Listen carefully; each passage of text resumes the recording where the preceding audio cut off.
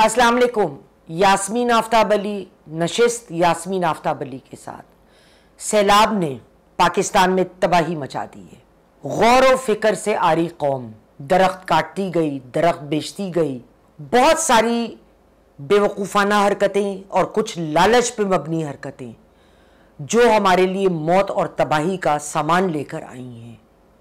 मेरे साथ रहिए प्रोग्राम यास्मीन आफ्ताब अली के साथ।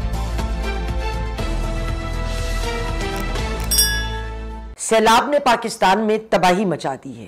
अक्ल और फिक्र से आरी कौम दरख्त काट काट के तबाह करती रही, जंगलात को, पहाड़ों को तोड़कर फैक्ट्रियां बना दी गईं, दरिया के रास्ते के बहाव पर घर और होटल तामीर किए गए जो सैलाब में उनको तो बहना ही बहना था। और अब ये बेवकूफ़ कौम बैठकर वजीफे पढ़ रही है। साउथ एशिया इंडेक्स ने ट्विटर पे एक वीडियो लगाई जो उसका एक एक्सर्प्ट हम दिखा रहे हैं और वो लिंक हम अपनी डिटेल में भी शेयर कर रहे हैं कि अगर आप पूरी वीडियो देखना चाहें तो उधर देख सकते हैं। कई सौ लोग जाँ बहक हुए और कई सौ लोग आज तक लापता हैं। ये तो खैर हर साल का तमाशा बन गया है। लेकिन बात ये ना जनाब, क्लाइमेट चेंज तो है मगर ये रातों रात नहीं आया। उसमें हमारी भी नालायकी की बहुत ज़्यादा कंट्रीब्यूशन है और वो उसकी सबसे बड़ी वजह क्या है ये मैं आज आपको बताती हूँ। इसकी एक बड़ी वजह टिम्बर माफिया है। केपी के जंगलात के लिए टिम्बर माफिया अमवात और तबाही का तोहफा लेकर आई। सवात को एक वक्त था पाकिस्तान का स्विट्ज़रलैंड बुलाया जाता था, मगर कुछ तो टेररिज्म के हालात, कुछ माहौलियाती और नेशनल डिज़ास्टर्स ने वहाँ की इकोनॉमी को तबाह कर दिया है। 2022 में जो सैलाब आया था उसने वहाँ की होटल इंडस्ट्री एक ज़माने में बहुत चलती थी उसको तबाह किया, उनकी एनवायरनमेंट को तबाह कर दिया और इकोनॉमी को तबाह बर्बाद कर डाला। सवात के जंगलात को टिम्बर माफिया की हविस ने निगल लिया है। अपर सवात के जो पाइन और देवदार के दरख्त हैं वो काट काट कर बेचे गए, काट काट कर बेचे गए। कोई पूछने वाला है कि ये हाथ बतदरीज किधर किधर किधर तक जाते हैं, कौन कौन मुलव्विज़ है। मैंने पहले भी कुछ साल पहले भी इस पे प्रोग्राम किया था, तब भी ये बात की थी, लेकिन यहाँ सुनवाई नहीं होती। हाँ, मैं अभी मसालेदार कोई प्रोग्राम सुन लूँ तो लाखों व्यूज़ आ जाएंगे, लेकिन अक़ल की बात, मुल्क मोहब्बत की बात को कोई दिलचस्पी नहीं लेता। 30 से 40% अफराद दरख्त एक तखमीने के मुताबिक काट दिए गए हैं, मतलब 40% लगभग का जंगल आपका उड़ चुका है। वहाँ 60% लकड़ी आतिश के लिए इस्तेमाल की जाती है, जलाने के लिए। बाकी बहुत ज़्यादा तामीरी कामों में लगता है और एक बड़ा बड़ा हिस्सा टिम्बर माफिया। अब हमने सुना था जनाब कि इमरान खान साहब सनामी लेके आएंगे दरख्तों की। वो सनामी किधर बह गई? हुआ ये, दरख्त ज़रूर लगाए गए, लेकिन करने वालों ने अक़ल को ठेके पे रखा। मेरे ख्याल में अक़ल थी ही नहीं, जो चीज़ है ही नहीं वो ठेके पे कैसे रख सकते। अब पानी अगर सैलाब का बहाव यूँ आएगा और आप उसके रास्ते में पौधे लगाएंगे तो वहाँ तो तनावर दरख्त उड़ जाते हैं, तो ये पौधे तो कमज़ोर नन्हे मुन्ने तो नहीं ठहर सकते थे। It was a case of complete lack of planning and waste of money. अब इसकी दूसरी जानिब मैं एक और जो बात यहाँ बड़ी अहम करना चाह रही हूँ टिम्बर माफिया के ही मुतालिक।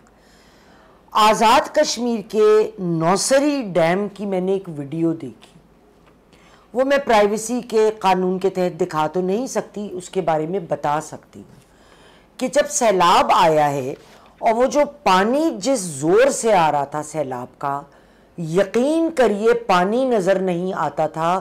बोल्डर्स के बोल्डर्स میلوں میل بھرے ہوئے تھے جو بہتے ہی چلے جا رہے تھے اور آتے ہی چلے جا رہے تھے لکڑ کے. یہ سب غیر قانونی لکڑی جو کاٹی گئی، کاٹ کاٹ کے بیچنے کے لیے کاٹی گئی. ٹمبر مافیا کو میری گزارش ہے اس حکومت سے کہ خدا کے لیے چیک کریں یہ کون لوگ ہیں، کون کون ملوث ہے، اور سب کو سزا دیں. دیکھیے یہ درخت غیر قانونی طور پہ کاٹے گئے ہیں. کلائمیٹ چینج راتوں رات نہیں آتا، اکثر لوگوں کی لالچ اور خود غرضی کی وجہ سے بھی آتا ہے. ان کی کرپشن، ان کی کرمنل نیگلیجنس. ایک ادارہ اس وقت جس کا کے پی میں خاص کر ہونے والے اندوہناک حادثات جو پیش آئے، بے حساب لوگ مر رہے ہیں، گھر تباہ ہو گئے، لوگوں کے پاس کھانے کو نہیں ہے، سر پہ چھت نہیں ہے، وہ ہے الخدمت.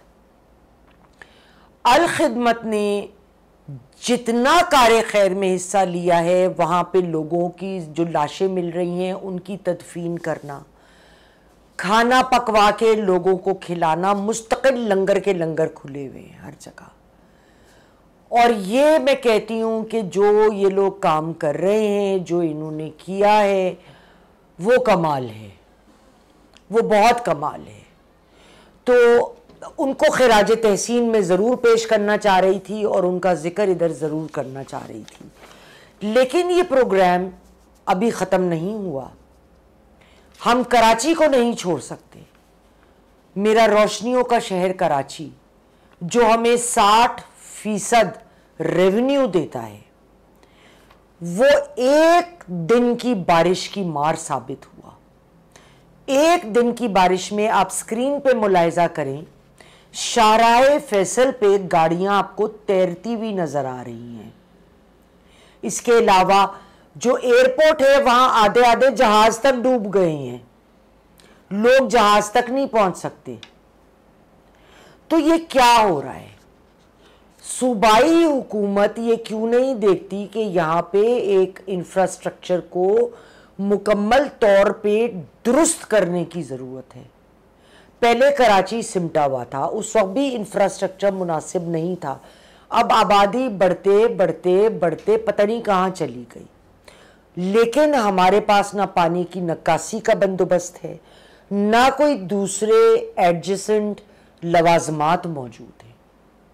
کب توجہ دیں گے؟ یہ ساری باتیں جو میں کر رہی ہوں یہ ہر سال کا تماشا بن گئی ہیں. ہمیں پتہ ہے ہر سال یہ ہوگا، لیکن ہر سال ہم فائر فائٹنگ کرتے ہیں، وہ بھی کم پڑ جاتا ہے.